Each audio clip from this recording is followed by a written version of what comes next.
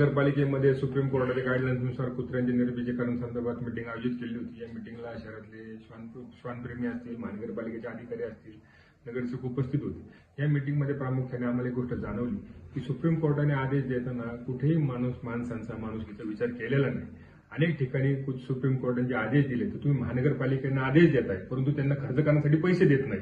महानगरपालिकेची सर्व आर्थिक परिस्थिती कोलमडलेली आहे, इथं माणसांना सोयीसुविधा देण्यासाठी महापालिकेकडे पैसे नाही आणि कोर्ट आदेश देतात ते निधीची देखील तरतूद देखील शासनाला करायचे कोर्टाने आदेश दिले पाहिजे होते। दुसरी गोष्ट, त्यांनी कोर्ट प्राण्यांसाठी फीडिंग सेंटर करायला सांगितले, परंतु त्या फीडिंग सेंटरमध्ये काय खाऊ घातलं पाहिजे याच्या देखील या आदेशामध्ये स्पष्टता नाहीये।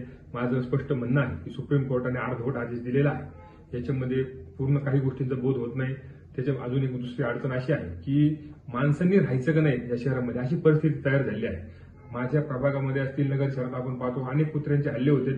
जर एखाद्या व्यक्ती म्हणजे कुत्र्यांसाठी व्यवस्थेची रक्कम कोर्टाने ठरवून दिली, परंतु एखाद्या व्यक्तीवर जर का कुत्र्यांनी हल्ला केला तर त्याच्यासाठी काय मोबदला दिला पाहिजे, काय मदत दिली पाहिजे याची देखील कुठेही आदेशामध्ये स्पष्टता नाही।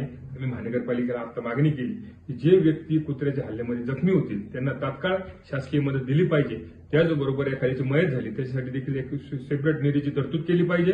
अजून जे हॉटेलचं वेस्टेज असेल, त्याच्या ठिकाणी चिकनचे आपले स्लॉटर हाऊस आहे याचे कुठेही महानगरपालिकेकडून कसं कलेक्शन केलं जात नाही। हे सगळं रस्त्यावर फेकलं जातं, कुठं कचरा डेपोवर टाकलं जातं, ते खाऊन देखील कुत्रे हिंस्र बांधतात। तर त्याची देखील महानगरपालिकेने जबाबदारी निश्चित करावी।